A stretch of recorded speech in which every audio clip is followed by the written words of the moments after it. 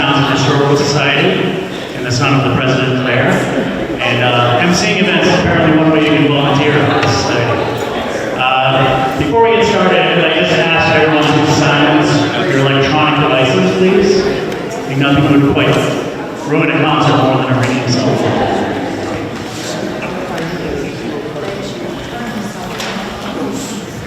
Okay, to get us started today, to post the colors and lead us in the Pledge of Allegiance, we've got scouts from Troop 10 here in Townsend. Gentlemen.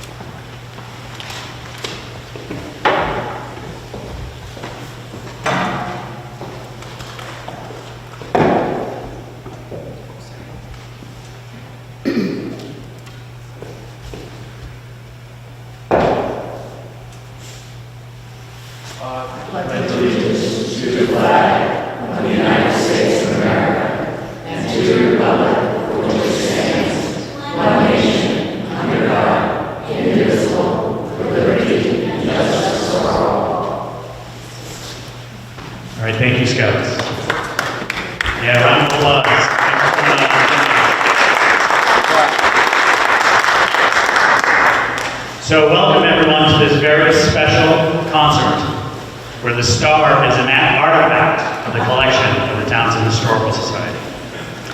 The Prescott Base was one of 207 built in the 19th century by Abraham Prescott, a noted luthier who worked in Deerfield and Concord, New Hampshire.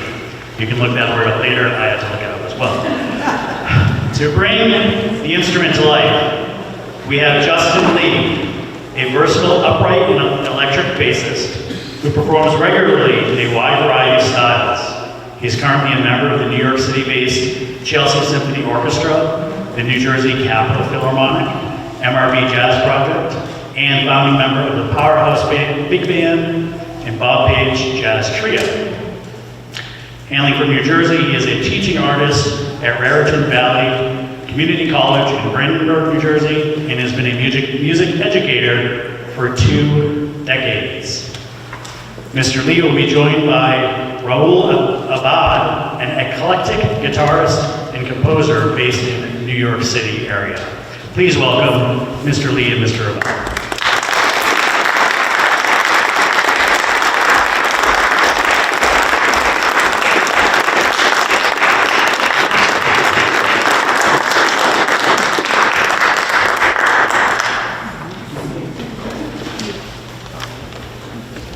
Buongiorno! Tutti bene, sì? Grazie mille, benvenuto! Oh, I won't speak Italian anymore, sorry. I forgot where I was. I'm in Massachusetts. So, I'm absolutely thrilled. I don't want to talk too much, because I want you to hear this instrument. And before we play, just a couple of things. I have my daughter's shoe right here, because since the base was historically restored, it doesn't have some of the modern things, like this base is a modern base. I'll talk about this later, and we'll compare and contrast. I do want you to touch the base, feel the base, because it is a living part of history. It is not just a painting on a wall or a fishing pole that's has significant value, but it's something that is speaking. And it's over 200 years old. So, without further ado, my friend Raul Abad, the Abraham Prescott bass. We're going to be performing 2, we're going to start with the Marcello Sonata, originally for cello. Benedetto Marcello was from Venice. He was a lawyer and also a famous composer. Now, I just want to be clear, there are 4 movements for this. So you have options. Option 1, you can clap after every single movement. That's totally cool, and I'll acknowledge that clapping. Option 2, you can wait till all 4 movements are completed, and then you clap at the end. Since we are in a voting presence of the Townsend Center of Voting, let's take a vote. Who's going to clap in between each movement? Raise your hand. Who's going to clap at the end?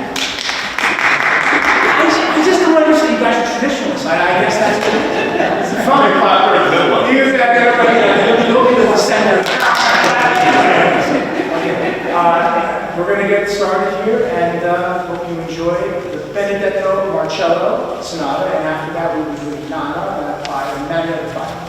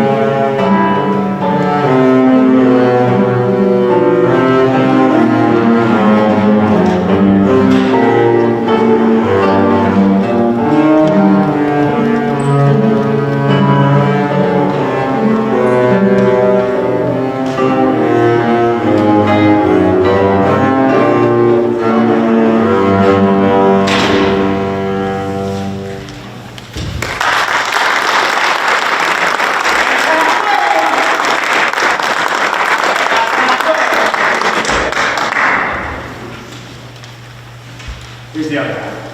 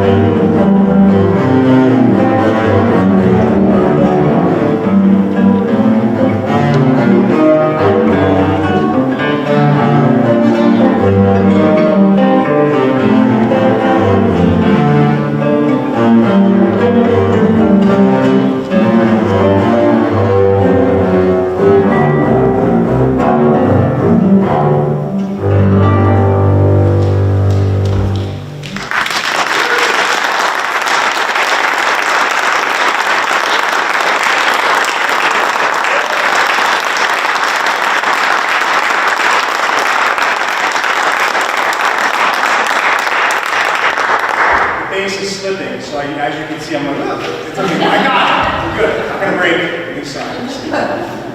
We're gonna play something. We're gonna skip a century ahead, and we're gonna go to Many the Fire, and this is this composition called Knot.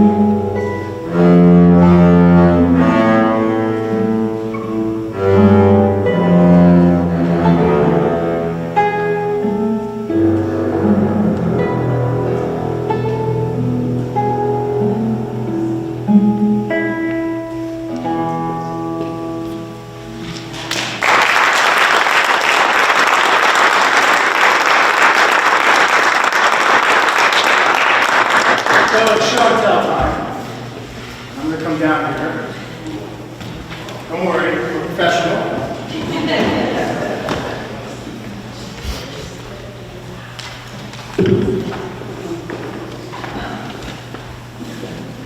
Ever have a musician in the middle of an audience? Don't freak out. I'm not Taylor Swift. I'm okay. So let's just talk about the construction of the instrument. This instrument is made out of sugar maple. Local to Deerfield, New Hampshire. So all of this is sugar maple. And it is, the top is alpine spruce or indigenous spruce to New Hampshire. The neck and the fingerboard is sugar maple. This scroll is very unique to Prescott. He made beautiful, if you can look at the scroll, it looks like a violin, a giant violin scroll. Right? So it is modeled after the Germanic style. In Germany, they made instruments. The bass is not a member of the violin family. It is a member of the viol family, which is a predecessor to the violin. So it's not, it's like the viola da gamba, they played it between the legs. Look at them on YouTube. You see the basso continuo, it's wonderful. Check it out. So this bass, usually what happens is the neck goes inside the body, and it's called a blockless wonder. So there's no block inside of it. That's why it has this interesting little dip there. So it's really, also too, it is a ginormous bass.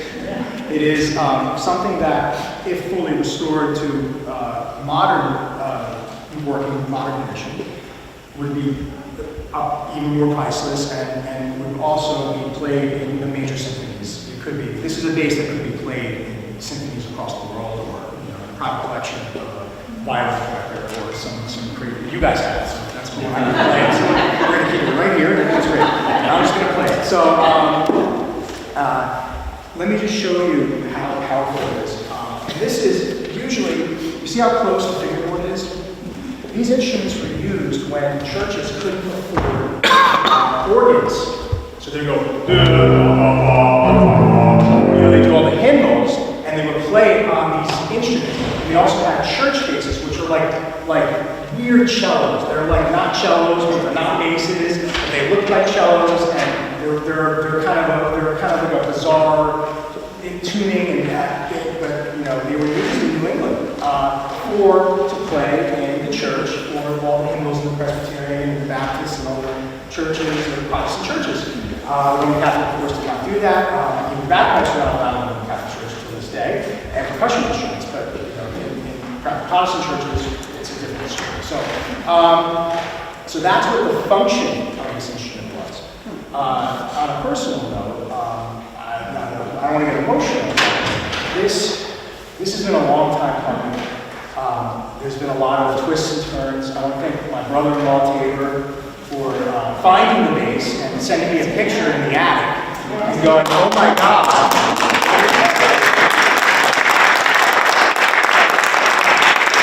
And all we do is grab me a press conference. Well, how do you know? I go, take a picture of the attic. Look at these are called forte. You know, music forte means loud, piano means soft. Even in Italian, piano, it's common. Okay, so they are connected. You see how they're connected? The F holes are connected. That is a Prescott, signature Prescott. No one else has done that.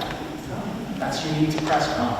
So there might be like random German luthier who might have experimented with something, but we don't see a lot of these instruments. This is an American Yankee bass. They call them Yankee basses. That's what they are. They're New England basses. Go Yankees. Not New York Yankees. Yes. No, I'm not baseball. Anyway, so that's why this fingerboards. So you can't really it's really hard. When you put your fingers through here, it's hard to play. It's okay. I'm making it work. I'm going to show you another instrument. This bass is from the 1830s, and the bass that I personally know is from the 1930s. So they are 100 years apart, and they are both kind of German-style instruments. except this one's an Italian sound. This comes from Saxony, Germany, 1930, during the Weimar Republic. Unfortunately, or fortunately, I'm not sure. But it's because the bass was made during that time. So this instrument is a Bosie and Hawkes instrument. Now, when you see bass players perform, this is a large bass. Compared to, this is a bass that it's modeled after Vincenzo Panermo, which is, this is the shape. So I'm going to play both these instruments. Now, this is set up, I have all these wires in. I just got this instrument. Her name is Carolina, after my grandmother. She graduated high school in 1935, and the bass was made in 1935. So it has the same kind of like, see, like if you look at the Prescott, this is a flamed maple from Sac, probably Romania or Bosnia area, the Balkans, like that's what usually, this is really high quality wood, this is all, and the same, this bass is also, needs a repair as well. Most musicians can't afford, you know, we have to take what we can get.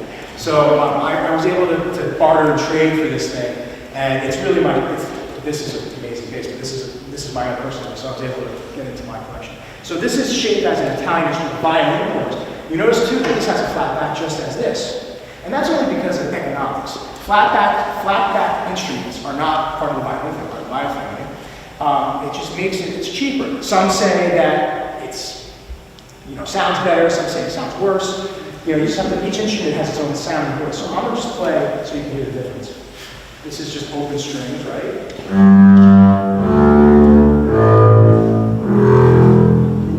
Pretty loud, right? Let's hear the Prescott.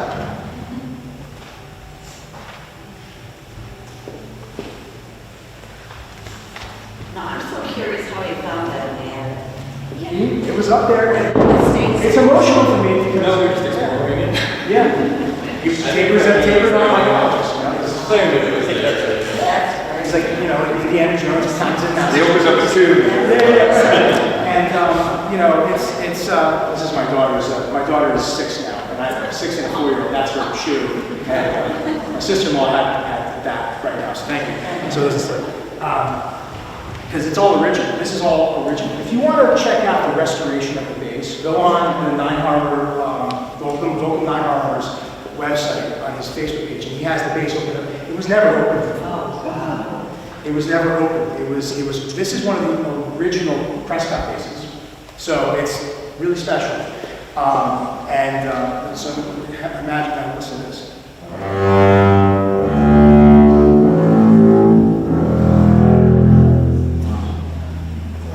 Yeah, so they're both special in their own way, but also too, super light. Because Prescott, and even that bass is light too. A skilled luthier, luthier, or French, they will make the wood so thin, but yet so strong to make it resonate. So when you pick up a heavier instrument, that is a sign of bad lutherie. Or it depends. But this bass is very light. How light? I want to say 40 pounds. Yeah, it's not, you know, it's not really, it's massive, I'm not going to lie, it's generous. So, but this would be considered a 4/4 or a 7/8, a large 7/8 size. That is a 7/8 size bass. So, and the perfect, you see the round, that's called perfect. And that is the round, on Prescott and the perfect on this bass. It's painted perfect.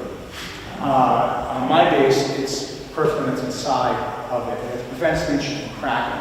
But what's amazing is this bass it's almost 200 years. George Washington died in 1799. The Civil War was in 1860. This bass was made between that 1830. So this instrument, for being almost it's going to be 200 years old in a couple of years.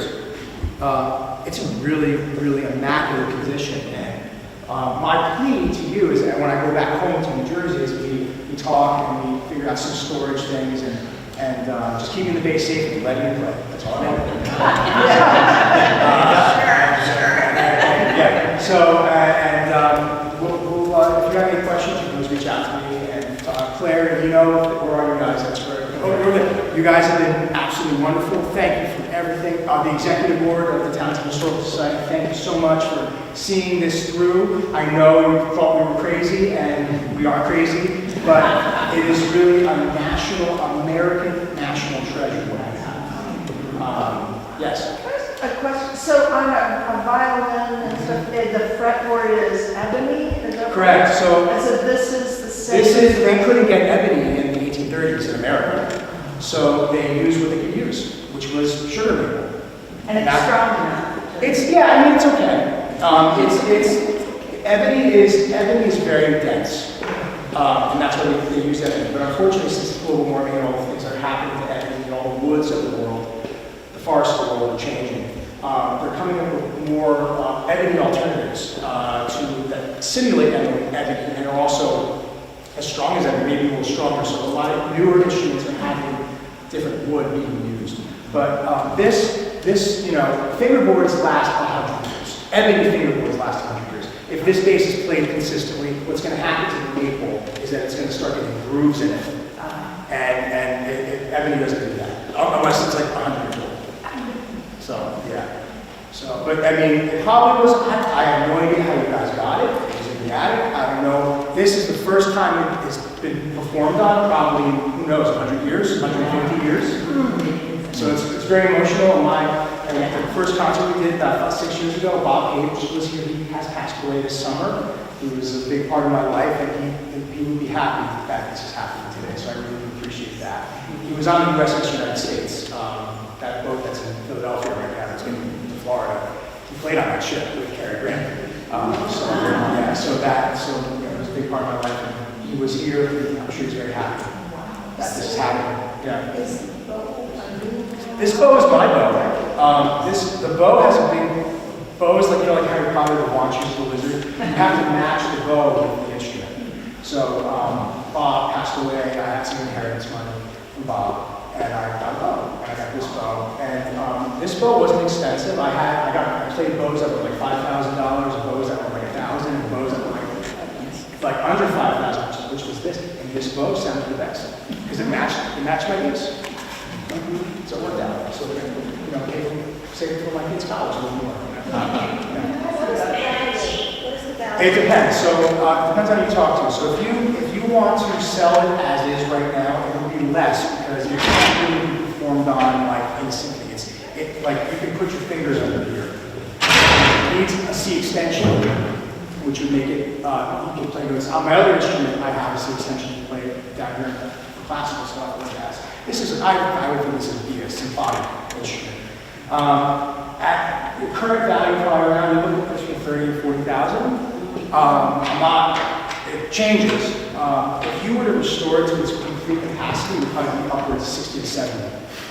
And it would be worth. But it wouldn't be too much. We can talk more about it later. It's a little gruesome, but it would make the instrument not only perform better, but you could even rent it out to orchestras. There's a lot of things you can do. I'll help you. I'll show you.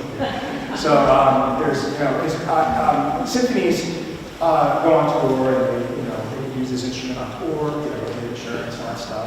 That's the kind of instrument. It's a very high caliber instrument, but it needs some modern updates.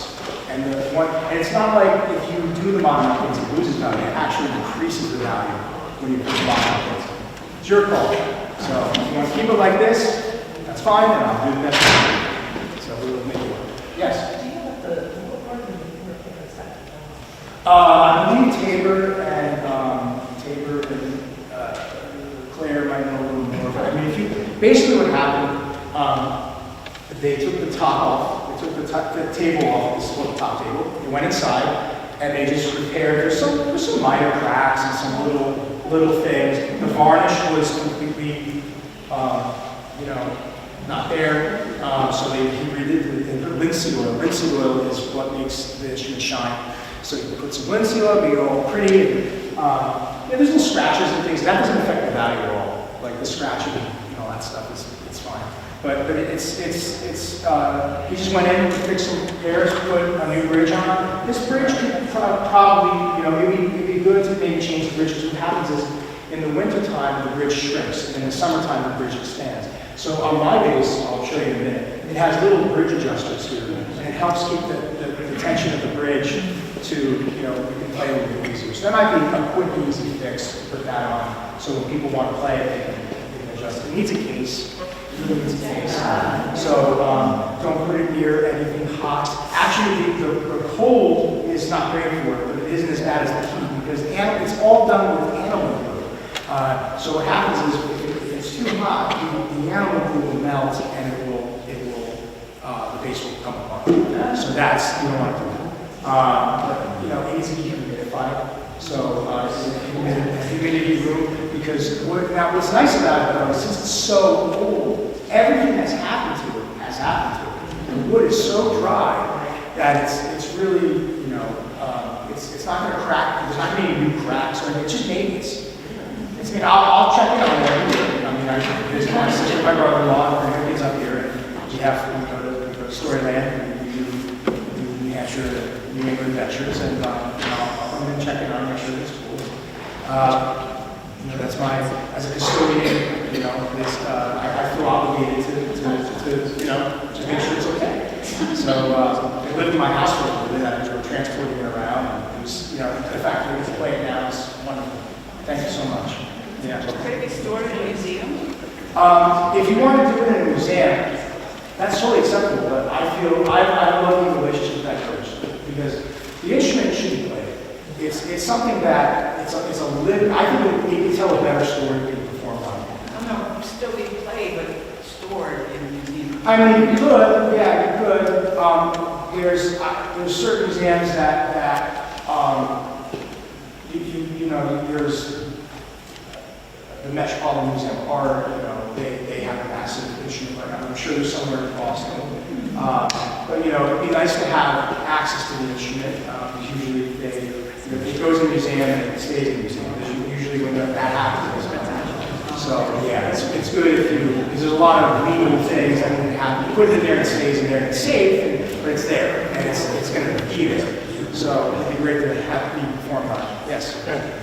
I Googled the bass just to see a little bit about it, and some jazz guy was playing. Scott LaFaro. Yeah. Yeah, so Scott LaFaro was Bill Evans' bass player. He passed away in a car accident. He owned a Prescott bass. He made 207 of them. His Prescott bass was more of an Italian design, which was a lot smaller, and it had musettos with little curves right here. So Prescott really liked playing around, because Americans, we do whatever, you know, let's try with that, let's try with this, and we're melting pots. We have a little bit of influence there. So this is a German style, and then Scott LaFaro's bass is a Italian style. And you can hear LaFaro's bass. It is in New York right now I think something like this, if you were to store it in a museum, would have to be like somewhere like a bass shop, where bass players could see it and appreciate it. It actually really does appreciate it. You know, I mean, the public's nice to look at, oh, what is that? Is that a big violin? Or whatever. This is like a Stradivarius for me. Yeah. This is like Stradivarius. Like I'm playing a Stradivarius version of the bass. So it should be played. You know, it should have people. It's being put in the good house. Yeah. It's safe. It's fine. You know, we're just looking at it. It's in good shape. You know, it's hanging out there. Yeah. I know the Stradivarius is the society that owns them and gives them to musicians to use as their own. Is there something like that for? Well, bass is like kind of a specialized thing. So bass lineage isn't as prominent as violin history because basses weren't really formed until the late 18th century, 19th century. They only have 3 strings. This bass had 3 strings on it because that was what basses had. They had 3 strings. And they were tuned. Every country tuned it differently. Germany tuned it differently. Italy and France. So. You know, that's why this bass is very important in bass history, because Prescott was one of the first serious luthiers to make a bass during the early 19th century. So, because there was a lot of weird things happening, you know, with this instrument. So, and he's American, so it's cool. You know, he's our luthier. He made some violins, I think, too, and umbrellas. You know, yeah, you gotta make money, you know. So, we can have more in-depth discussion about storage and all that kind of stuff. But the main thing we do is get a case for it. And have the case in the greenhouse will be fine. That's fine for right now. Yeah. And with some, what's the humidifier in the winter? Yeah, it should be insured as well. I think it is, right? Is it insured? I think so, yeah. It's under your historical society umbrella. Yeah. You have to get, Volker's been great, and he's the person who restored this. He's been wonderful, and he is in Prescott restored. Wow. Should it have a bow with it? No, it's okay. Everyone has a bow. Don't worry about it.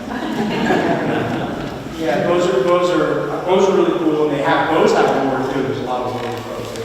But I'm doing the bow. Do you know how to confirm Prescott's next?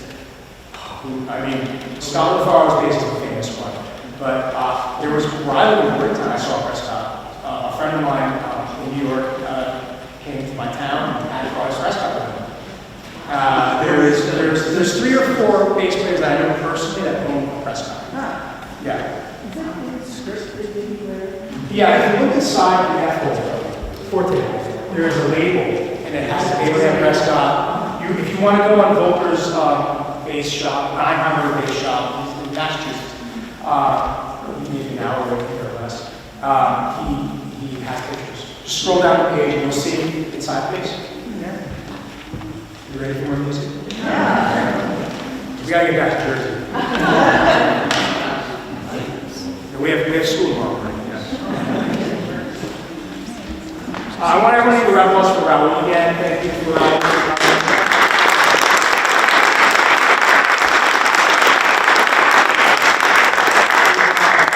We've known each other for 20 years. We're actually recording our first album, or a couple songs, I would say, singles next weekend. So when it's done, Montclair, New Jersey, where all the Broadway shows are, like there's a lot of the Broadway shows are recorded in New Jersey, because it's right across the river. So we're going to be at the studio across the street, and we're going to record a couple songs. So I'll put it on Spotify. We're not going to be famous, but maybe we're famous up there. So thank you. And now we're going to play some jazz stuff with the press conference.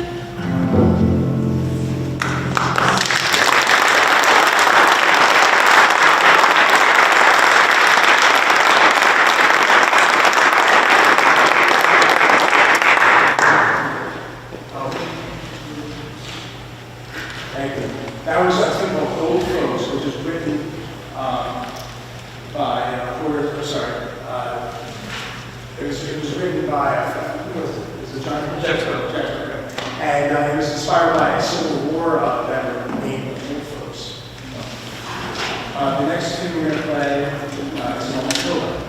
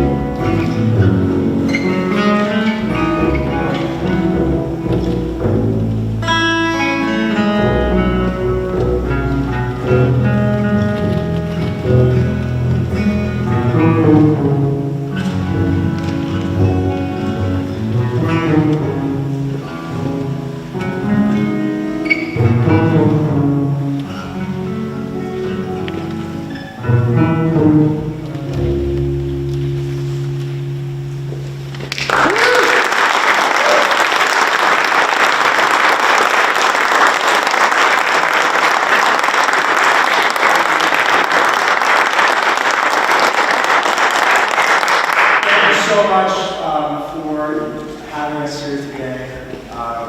We really do enjoy playing for you, and we will do it again, right?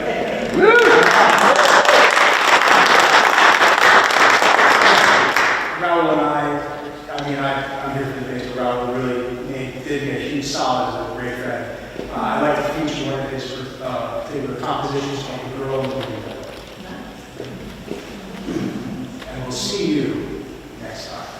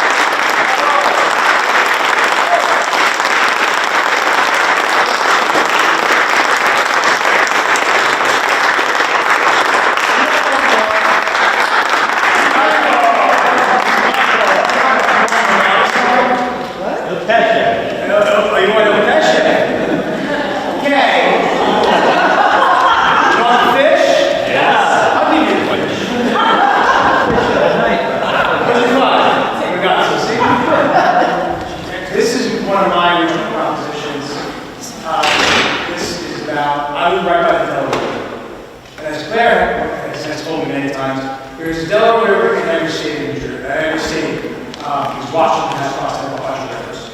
However, the river we crossed was the one that was turned before the Revolutionary War, and I live about 10 minutes south. It's cool out on the street in New Jersey, as in Massachusetts as well. We're very fortunate to have all this history around us. So this particular tune is about being on the Delaware River with my kids, my wife, and it's called Field Fish, because we saw little fish. The river's very clean out there. It's not.